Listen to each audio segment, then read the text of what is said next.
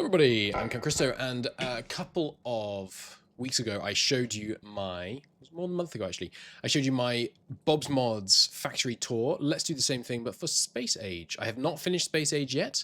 I am going to show you the 4 planets that you can see listed in the top. Navis, the starting one, Volcanus, Gleba. Is that how you say that? I haven't had to say these out loud before. Gleba? Gleba? Gleba?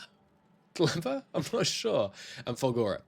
Fulgora, I know how to name because, you know, Fulgorite is a real thing. I'm going to show you those planets. I have more or less...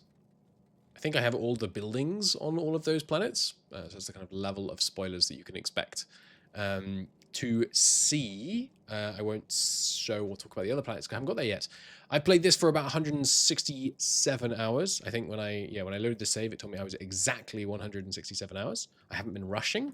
I haven't been using guides and things. So all of this chaos that you will see is entirely of my own creation. Not quite true. I asked for some tips on the Discord when I was trying to figure out using circuit conditions for the first time, which if you haven't done, by the way, you should in Space Age, in my opinion. It makes it's almost required, in my opinion, for some of the Space Age stuff.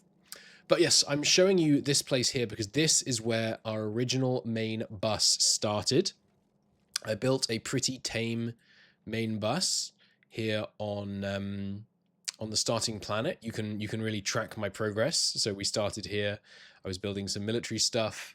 You know, we went red science, green science, and then red circuit boards and things, and some petrochemicals so we could make blue science with our petrochems being delivered by train up at the top.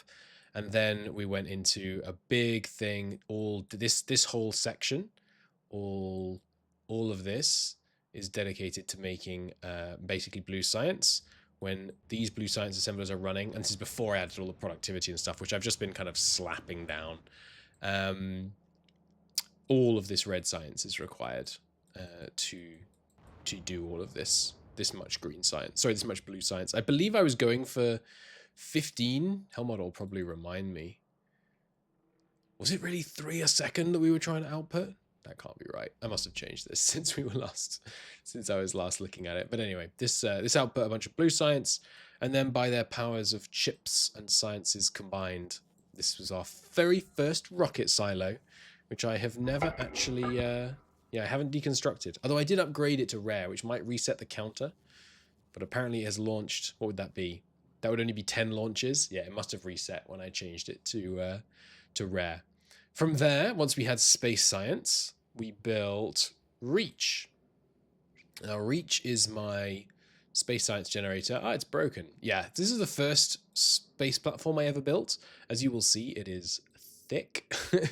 There's not many asteroids around Navis, but there's no real restriction on how wide you can go. And I think there is, I don't know, but I think there is a consistent density of stuff around each planet. Like as you go further and further out from the starting point, it would make sense, right?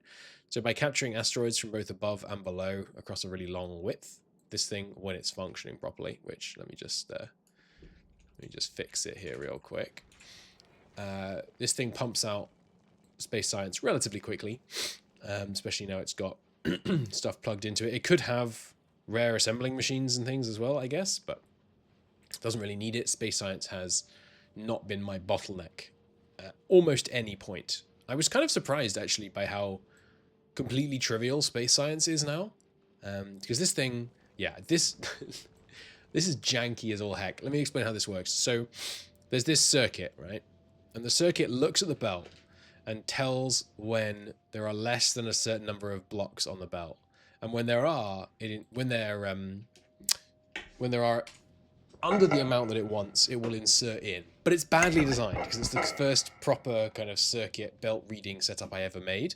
So the problem is, when it notices a problem, every single one of these metallic asteroid inserters will operate at once, which results in these huge waves of asteroids coming down the belt, which then clogs this.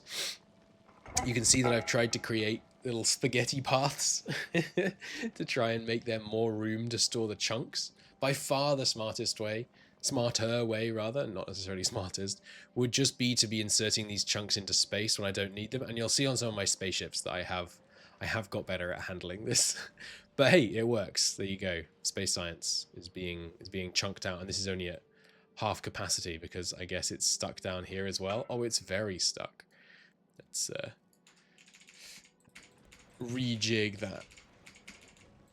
By the way, the mod list I'm using I will show, but these are an amazing mod. It's called Toolbars, I think. Might be Tool Belts. You'll see when we get to the end, but it's incredibly good. Lets me have all of these extra things accessible at all times. Especially useful if you're using multiple different qualities of modules, which is very cool. But anyway, there we go. Yeah, this is realistically probably more space science than we need, especially because we're not kind of consistently researching at the moment, as you can see. Because I have a lot of sciences. Basically, I need to get Gleba up off the ground. Gelba would be G-E-L-B-A. Gleba. I don't know. Anyway, well, that is my next project. You'll see when we get that. I went to Fulgora first. Then actually I went to Gelba second, but decided against it. And went to Volcanus. And then I'm going to go to Gelba next. Gleba. Anyway, I have experimented with nuclear power in space. It's pretty good. It's much more space efficient. But I have found in general that space efficiency doesn't matter very much in space, because the speed your ships can go, and we'll take a look at a ship in a minute, is limited by their width massively more than their weight, which is very silly, but is the case. Space in Factorio appears to have a serious... What's the name? Ether. Ether was the hypothesized material of the interplanetary medium, wasn't it? Yeah, there's a pretty seriously resistive medium in Factorio space travel, meaning you have to constantly accelerate to maintain the same speed. Someone on Reddit was trying to tell me that it's gravity, and it's not. It's not even close to how gravity works. But so there's some kind of resistive medium where you want narrow ships. So I built my first rocket silo. Once I went to space, I could start setting up a bot mall. As you can see, I set up a very minimal bot mall compared to the insanely large one we had in Bob's mods. It's extremely simplistic. It just makes the stuff that we needed that I wasn't already making. And then I also got my production science and my robots and a whole load of rocket fuel so we can launch stuff into space really, really quickly. And a bunch of low density structures. And with all of that, we launched firstly Reach so we could get space science, and then secondly the earliest iteration of Bob. And I think actually I can show you the blueprint of my first ship. Oh yeah, so here's one of my nuclear ships. You can see that worked pretty well, but it just, yeah, because width is a big problem, I don't really like it. And here was my first ship. Look at it, it's glorious. Flawless first ship. Then I tried building some shuttles, and yeah, this was the tip rather, which was not tip top. But I kind of like this ship. It worked fairly well. Went okay speed, but that was before I understood that width mattered. And I think it looks a tiny bit like the Falcon from FTL, which I liked. I also recently found out why it's called the Falcon. Have you ever seen a picture of a falcon diving into water? If you don't know why, if you don't think the Falcon in FTL looks like a falcon, you should Google Falcon diving into water. It looks very much like that. Anyway, so yeah, I had an Intrepid travel mode and Intrepid parked mode. So you can see that when traveling, it doesn't need defenses from asteroids on the sides. But so I was switching it between these each trip, which is obviously very inefficient. And so I built a proper spaceship. And this guy is my current interplanetary shuttle. I have two of them operating. They're very similar. The idea here, you can see pretty clearly, is to be very, very narrow. So it runs pretty fast, about 380 kilometers per second, which I like. And this one has some more complicated circuitry going on, which I will explain. So in terms of defense, to travel, all it needs is these two turrets firing rare uranium ammo. That's easily enough to blitz through stuff. Let's just send it somewhere so you can see. And yeah, it does need to regularly replenish uranium ammo from our home planet, which I will show you. But you'll see that these two even at these speeds, which, I mean, I don't know how they compare to other people's speeds, but it seems pretty fast to me. It gets there in like, you know, a minute or something. It's plenty quick. Is easily enough to keep any of these big asteroids away. I mean, look how quick this gets popped. It's no problem. Once we go to other planets and things, I'm sure there'll be new challenges, but for now, rare uranium ammo absolutely just pops these asteroids, and then these 3 rare grabbers are plenty to supply all of the chunks and things that we need, which go back past this big long power bank, which again doesn't really matter that it's big because it's not wide, and feeds down on this belt. And then the idea behind this belt is it just inserts all of those chunks into the space platform hub, and then I reprocess them as needed. So when there are, let me show you the logic here, these things can only insert, I've got them all on the same loop because they will only insert stuff that can go into the machine. But these are the 3 different types of asteroid processing. I haven't got advanced asteroid processing yet. Actually, maybe I do, but I'm not using it yet. I can't remember. But yeah, so I have a little bit of circuitry going on. It's reading what's in the thing, what's in the main hub, and it's trying to maintain 20-20-20 in there. So it's outputting the signals of things that are in the hub, where they are greater than these signals, and where they don't equal 0. So we're only interested in these 3. And then it subtracts the number that it just output from that 20, because 20 is the target, and outputs the resulting signal. So it's giving out these nice signals, at which point, if we have more than 20 asteroids of a certain type, it will reprocess that asteroid. And what that gives you is, so if you do oxide asteroid reprocessing, you might get one of the others. And this is designed to balance it out. It's very inefficient, but that doesn't matter because we have tons and tons of asteroid chunks coming in and we don't need that many, not even close. As you can see, we're chucking a bunch out at another step. So the idea here is if you ever have too many ice asteroid chunks, make them into the other 2. If you ever have too many of these chunks, make them into the other 2, and so on. Then we have our reprocessing. The reprocessing, again, is somewhat intelligent. It will only run until we have 1,000 of each of their products. And then we have this dumping system. What this does, again, is getting its input signal, and I made it simpler here. I could probably improve the one above in a similar way, but when we have more than 25 asteroids, instead of reprocessing them into the others, we just chuck them out the side of the ship.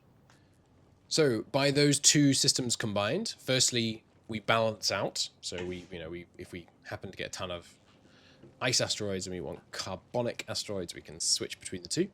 And then secondly, if we start overflowing, we chuck everything out. And there's a reasonable amount of storage. You can see that we fitted in onto this ship. So it's got a pretty big cargo hold. And what this ship then does, of course, is it does this. And these are relatively correctly ratioed to produce tons of oxidizer and thruster fuel, which then gets powered down here. I am, like everyone else, frustrated that you can't flip thrusters. So there isn't, as far as I can tell, any way, and don't tell me if I'm wrong. I should have said this at the top, by the way. I'm not looking for advice. I'm enjoying finding out how space age works on my own. So don't comment advice, please. But I can't find any way to make the edge of your ship be the edge of a thruster with like a series of thrusters all tightly packed. I don't think it's possible.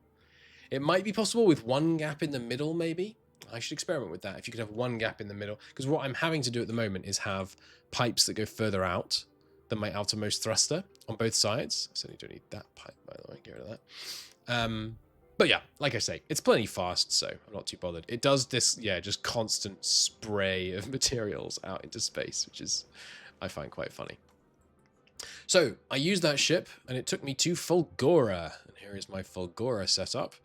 We landed on, I think it was it this?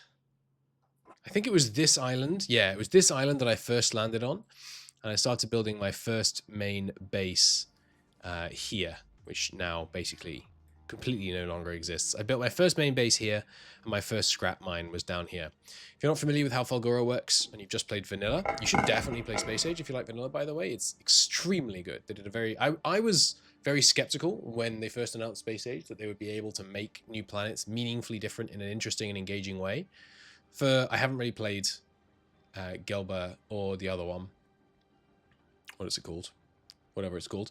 I played but Fulgora and Volcanus, especially Fulgora, is very different in a way that's very fun. But yeah, so I have my recycling set up, and the way it works is the only thing you mine on Fulgora is scrap, and then that scrap you recycle, and it has various different products. You can't see because it's behind my face, but can I show you it here easily? Anyway, it creates a bunch of different things, and then you need to sort it. And this is this is true? I think this is probably true. I think this is the Factorio creation that I have made that I feel most pleased with. I'm not sure I'm necessarily very proud of it. Like, people play Factorio and make incredible things, but anyway, don't worry, you haven't seen what I'm talking about yet. Don't think I'm talking about this very simple. I keep right-clicking when I mean to left-click and drag. Don't think I'm thinking about this very simple, scrap comes in, output goes out. But anyway, so I have... Why is there so much... Oh, I've made a mistake. Why is this carrying electromagnetic science up to a requester chest and then putting it straight back into the logistical network?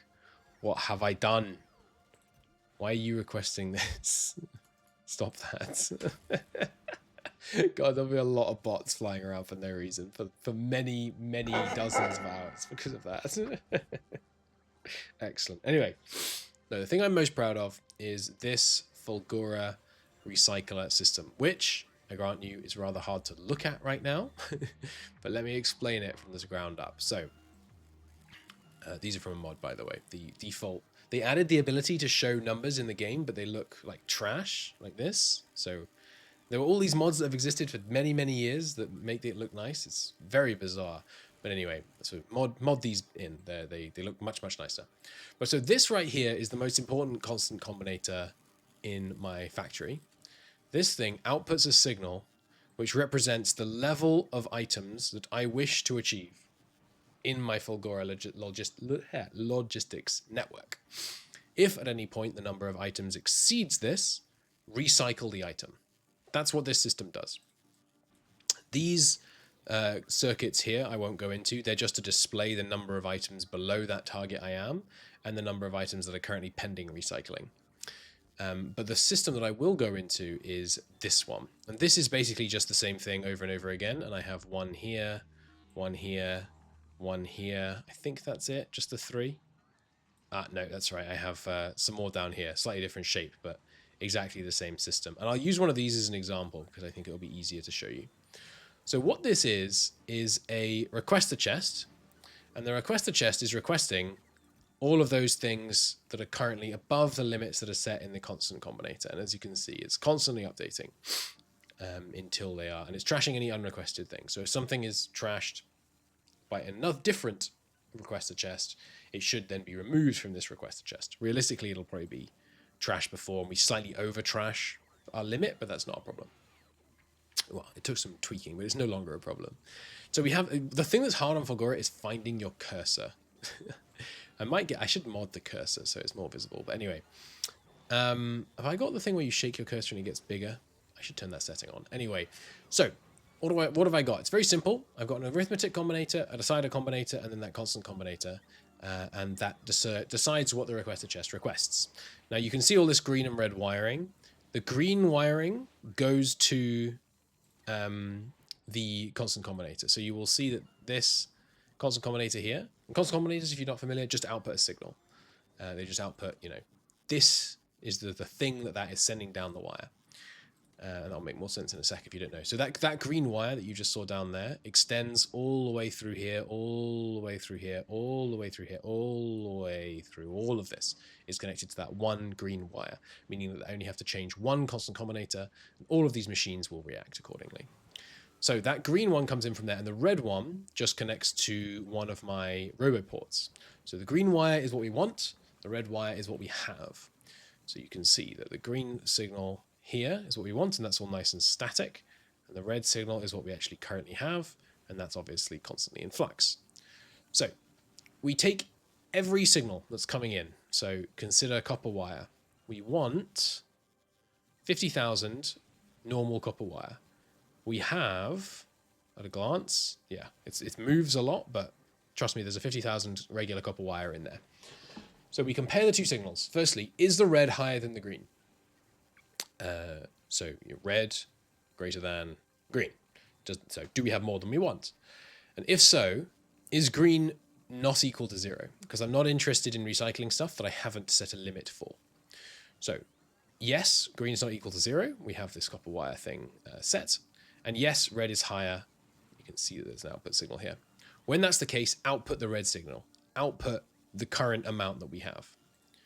Then, in the second combinator, take the red signal, what we have, and subtract from it that limit. And remember, here the red signal is not everything in the system. It's just only items in the system that are over the amount that we currently want. And you can see that that's returning a negative number for lots of things. Those are things that aren't in the reg signal, and that's not a problem. That's just saying don't request these things. A negative is just don't request. But it's giving some positive numbers. So right now, 500, it's difficult to see, but it's called 49 uncommon mining drills just popped up here. That actually indicates that there's a problem with my system. I should stop making uncommon mining drills. But anyway, so uncommon mining drills are currently being output, and that will be going to here. So you'll see, if you have incredibly good vision, that uncommon mining drills are sometimes being requested in here, and they'll be pulled into one of these recyclers and then recycled and pushed into an active provider chest, which will take the products away. And thus, through the combined work of these, it looks like a lot of robots. This is not a lot of robots. It was a lot of robots when I was running it much worse. There's only 14,000 robots currently active. It got completely crazy. I had roboports that had 10,000 robots circling around and around them. Upgrading to rare roboports and rare robots made a huge improvement. And we have, so these scrap trains that arrive and unload scrap, which gets put into recyclers, which then puts the results straight into these active providers as well. And they come from our 3 south scrap mines, which are all on a loop, or they cut, and each station has a bypass so that trains from the previous one can go straight past rather than going through the mine. We also have a couple of northern mines. And as you can see, I've just been doing some exploring.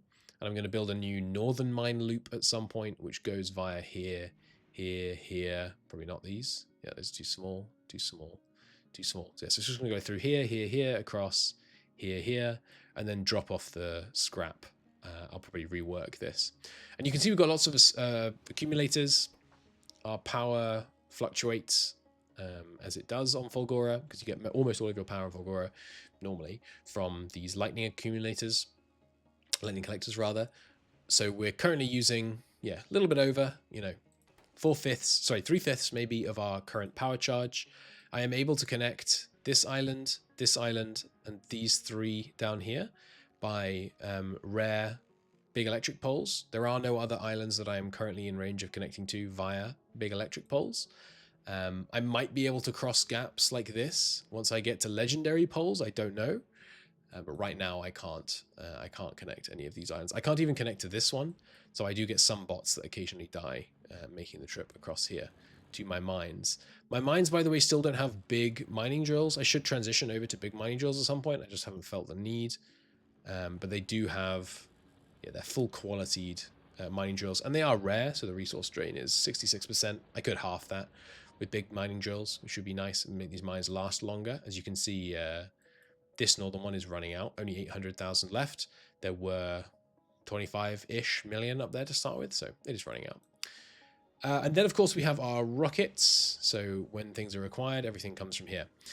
In terms of my building across the different systems, across the different planets, almost all of my materials have come from Fulgora since I properly got Fulgora off the ground. Because it's Fulgora, I found...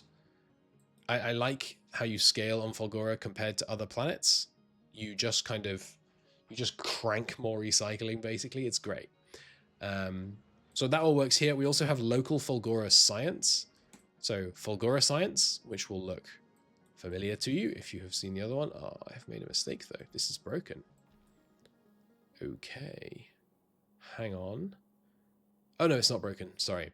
I remember how it works now. Maybe it is broken. Anyway, Fulgora Science requests ice and iron ore from the planet because Fulgora creates far more iron ore and ice than I have any cause to need. So it requests it straight up from the planet, and then it combines it with some carbon. But the carbon isn't running because the output of this is full of carbonic asteroids. Okay, so what I will do is I need to Here, let me fix it live. We'll do it live. So the way this works is it just chucks stuff out into space. And it only does that to carbonic asteroids.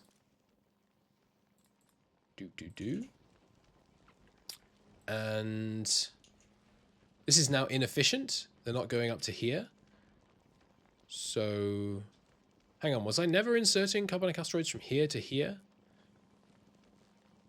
Where was this getting its carbonic asteroids from? Was it not? Was that the problem? Maybe I don't need to do this. Maybe I just need to do this.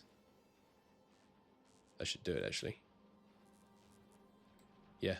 Okay, cool. Anyway, there we go. Space science, once again. So space science is being created. This might not work. It doesn't matter, really. I can always check on it in a dozen hours. But yeah, so we have our space science coming down from Fulgora science, obviously. And then I have local science production here on Fulgora as well, which gets plugged into these labs down here, which you will notice are inactive because this says 0. But if we wanted to research, yeah, sure, electrical weapons damage 9, I could switch this to a 1, and then suddenly these requester chests kick in and start requesting stuff, and all of the science will come down, and after a few seconds to a minute, we will see that it all kicks into gear. I just realized there's spots for more accumulators, and always more accumulators. But yeah, after a few seconds, once these finish requesting, they just request any type of science that I've got. What are you missing, by the way? Oh, it's electrical weapons damage. I haven't done military science on Fulgora. That'll be why. Sure. Do worker robot speed 12. Give me another boost to worker robot speed. Why you're not working now? No utility science packs? Why are there no utility science? You know what? I shouldn't debug while I'm doing a factory tour, huh? Where's my utility science pack production? Did I not do that? Is that because I was just using this for scrap recycling? Oh, hang on, no, it did start. So there must be some. Oh no, that's just because it's also happening on Nalvis. There we go. Yeah, I guess I was just using these labs. It's been a month. I think I was just using these labs for basically scrap recycling productivity. I thought I was using it for worker robot speed, but nah. Anyway. But yeah, this can handle that, and Fulgora has lots of science available. While the science is running, we will notice that the number of active robots will increase by quite a bit.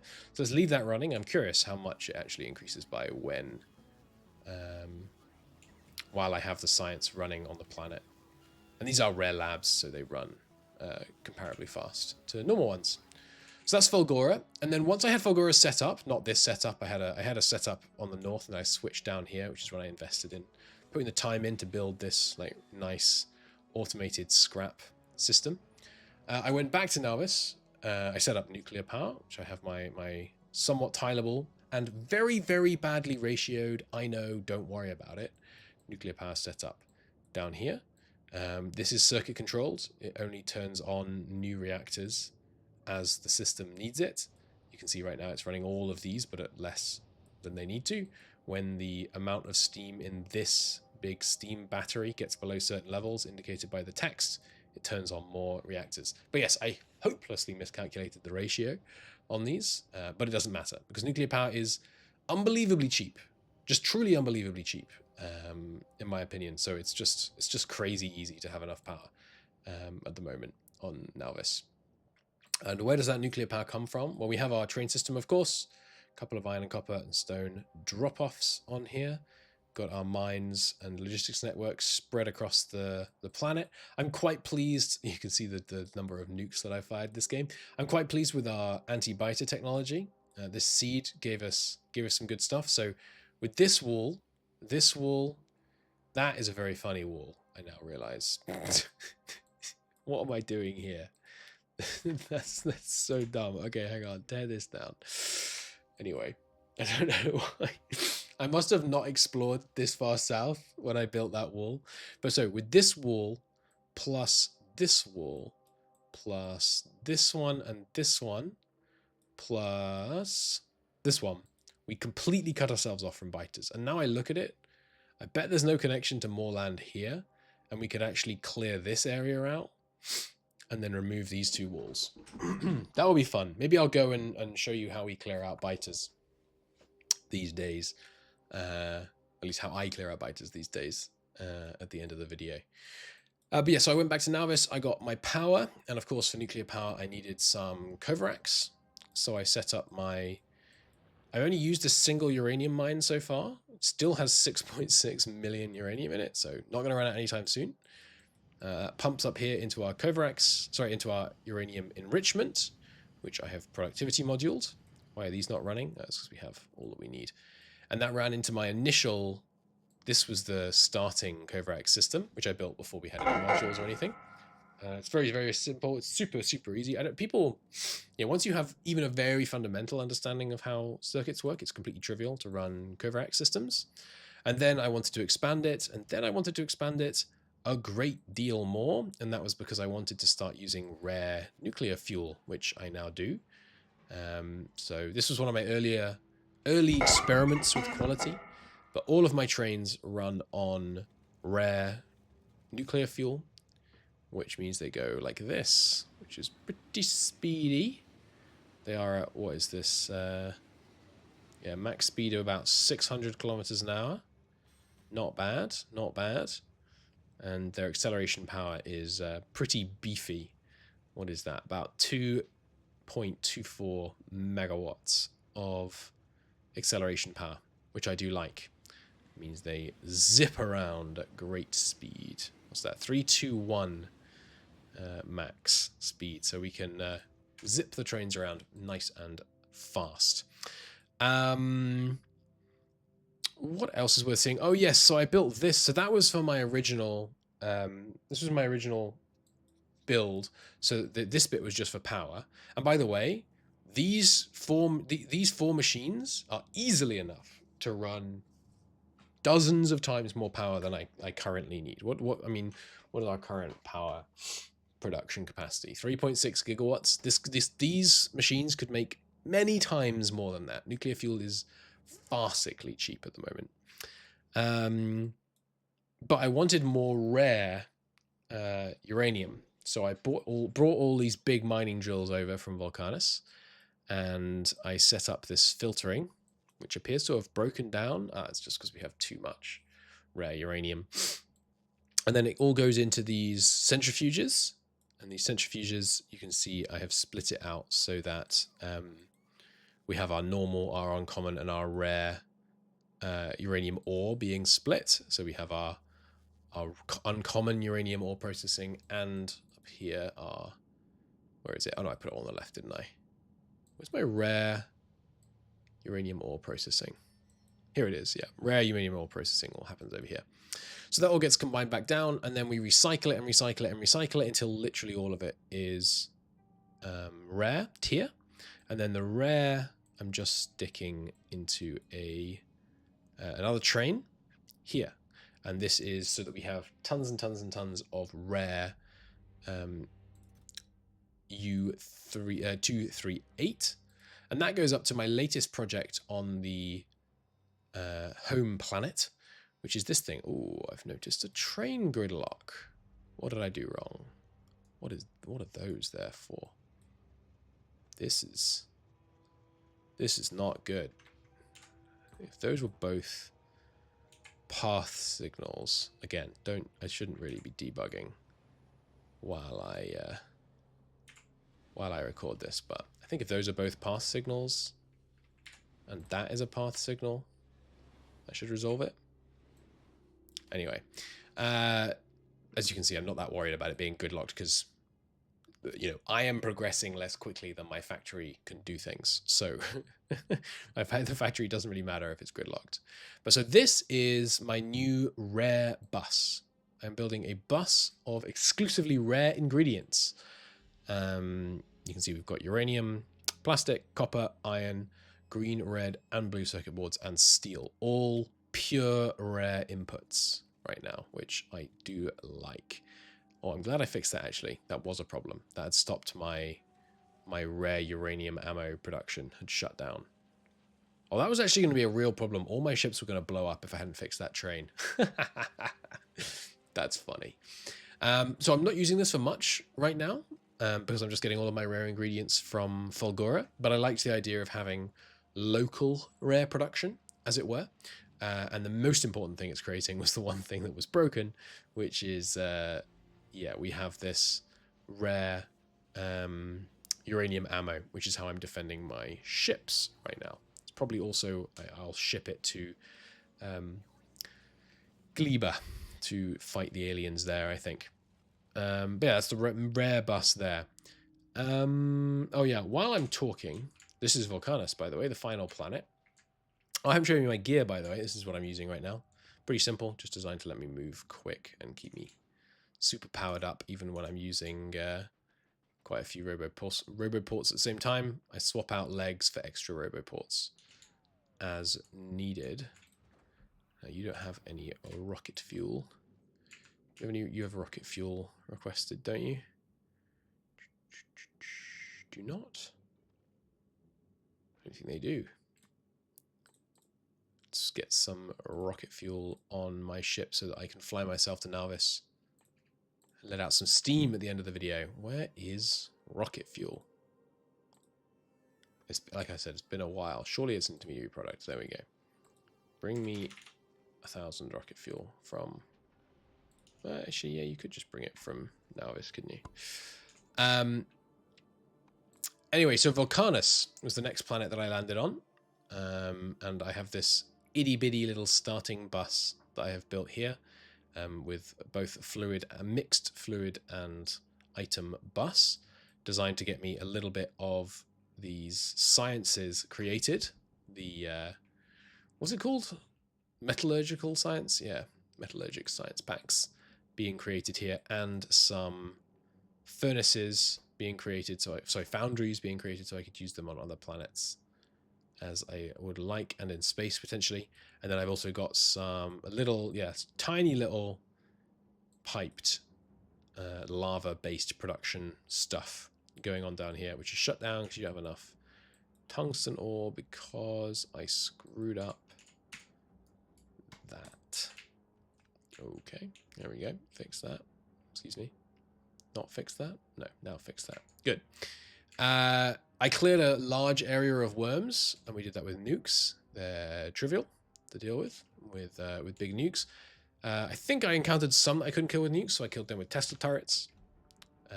I've seen some stuff, lots of stuff really on Reddit about people struggling to kill demolishers and building all these complicated things to kill demolishers.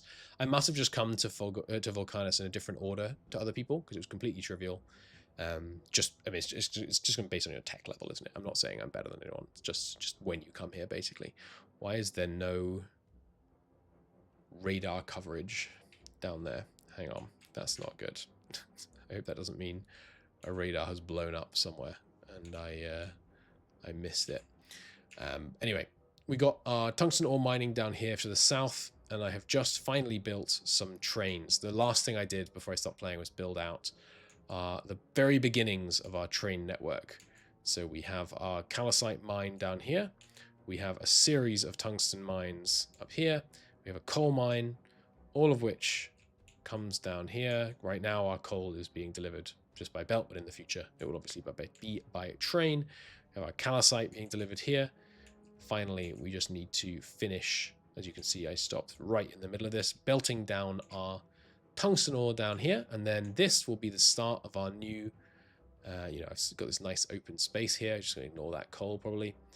Relatively nice open space. I can delete cliffs now, so they're not a problem. It's just, in fact, while I'm here, let's get rid of all those cliffs. Entities being damaged. Oh, because they started fire when they took down the burning trees. But yeah, so this is going to be our new Volcanus bus area. I'll be pumping down some lava, and then we'll get going there. And then once Volcanus is set up with the new bus, and the bus I don't have high needs for the bus. What I'm probably going to do is I just want to set up fairly large scale electromagnetic science plus all the materials that we need to launch things self-sustainably from Volcanus. Speaking of which, let's launch ourselves. Do that real quick. If you don't do that, then once this one's launched, we can actually here. You don't go automatically. Are you already launching? You are already launching. This one. We'll travel back as we go. I will show you what I've done on Gleba, but trust me when I tell you, it is not even slightly as impressive as what I did on Fulgora. And Volcanus, as you can see, very much work in progress, but I think it's going pretty well. So off to the Bob space platform we go. Yeah, power on Volcanus, by the way, also super cheap and easy. Compared to, you know, before we got 570 megawatts coming out of just this tiny little, literally gallicite and sulfuric acid in. As much power as you want out. Like this could be much more based on this level of production. It's kind of bonkers, but yeah, it's kind of easy to make power on Volcanus. It seems like. What are you missing, by the way? Just construction robots? Oh, it's to move all of the debris, isn't it? Yeah. I haven't built many robots yet. But as I was saying, my main ambition on Volcanus is just to build some science. Oh, some science and some foundries and some big mining drills at relative scale. And that plus the stuff that's needed to launch them. Actually, now I think about it, I probably also want to build some turbo transport belts and the associated stuff here on Volcanus and the... relative scale, so I can switch to using turbo transport belts rather than rather than express on other planets. And then once I've got that export set up, I'll have a dedicated Volcanus export rocket just to make sure everywhere stays constantly topped up on those goods. But let's go to Nauvis while I show you Gleba. So as I told you, much less done here.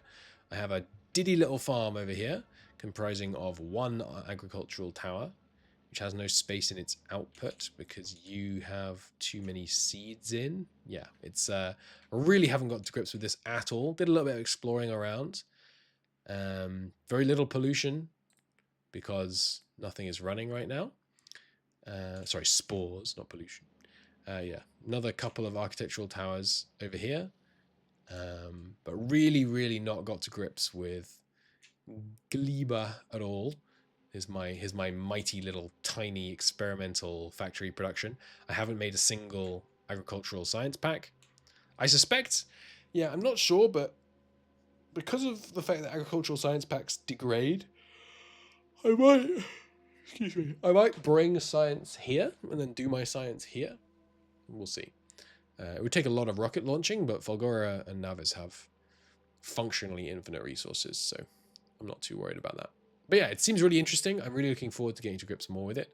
Haven't fought the enemies much, who I've heard are very dangerous, but maybe they'll be like the Demolishers, and my tech level will mean that they're just trivial again, but we will see. It'll be an interesting challenge. So let's drop to Nauvis, and as a final farewell, let me equip my nukes. And that was interesting as it transitioned. Let me show you how we deal with biters in these parts. So we've got our 2 rare rocket launchers, and we have our nuke production over here, which they will now kit me up with. There we go. Couple of rockets. Is that all the rockets we got? All the rare rockets? We don't have more than this? I probably set a limit on how many we made. We don't need many for a demonstration, though. And then we head north. And we don't travel quite as fast as one of our trains with rocket fuel, but we do travel pretty friggin' fast with all of these exoskeletons. Of course, there are higher heights to be achieved, much higher heights, once we get to a epic and legendary tier mech armor and exosuits and so on. But we will see. As you can see, I've just been building my trains straight out into lakes with reckless abandon. So where was I going to check? Oh yeah, this is just an island. Oh, yeah, so I'm hoping there's no connection there, in which case I can reduce it down to, what would that be then? 1, to 3 total walls. That'd be pretty cool. That'd be pretty cool. Hello, biters. Goodbye, biters. We're very fast. This biter zoo on this island I'm keeping alive because later I think you need to... There's a tech associated with like capturing biter spawners. So I'll be looking into that and see if I can use that island as like a good place to capture biter spawners where there's definitely not going to be any other biters, you know, interfering or anything. But yeah, you can see that there used to be biters in these parts, but no longer. It's quite a long way up, so I'll check in with you in a sec. All right, here we are at the northern wall. Oh, I made a mistake. I might die. That's funny.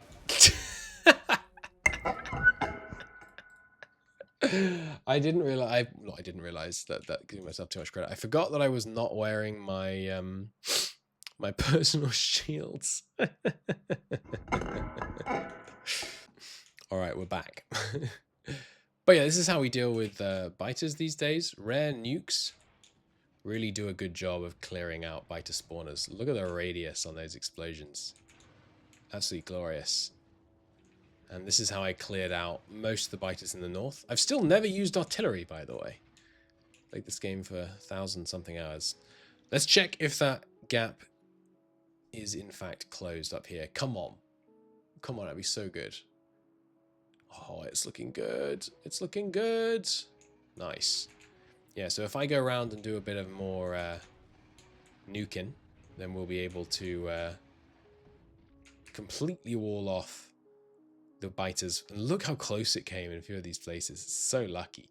But yeah, so this whole area is going to be completely biter free. Our actual walls, by the way, I mean, you caught a glimpse of them earlier, they're just masked laser turrets. Like I said, we have absolutely plenty of power. I have absolutely no worries, and this is easily enough to stop a huge wave of attackers, the largest waves I've seen so far anyway. Maybe if I cranked up the amount of science we were trying to produce, the numbers would change. But, closing thoughts, Space Age, very good. I haven't completed it yet, and I did take like a month hiatus, but I mean to come back to it. And part of the reason I made this video is because I thought you might enjoy seeing the factory, but also a big part of it, a bigger part, if I'm being honest, is I needed some motivation to come back to this factory. And I thought, what if I'm going to give myself a tour to refresh my memory? Might as well give you a tour as well. And so there we go. This is Factorio Space Age. Available now. I haven't got an affiliate link to give you, but it's good, so you should buy it, in my opinion, if you can afford it, obviously. And if you liked Factorio the first time, I like how look at my face when one of these nukes hits. The whole screen goes boom. That's funny. I'm sure this is not the most efficient way to clear out biters, but I mean, what can I say? I like getting my hands dirty, clearing it out. It makes it personal, you know. You can, when I'm doing this in a more organized way, I'd also have substantially more lasers. So even if they charged me, my lasers just obliterate them, which is always fun. But anyway, hope you enjoyed the factory tour. I'll see you in the next video, and thanks for watching.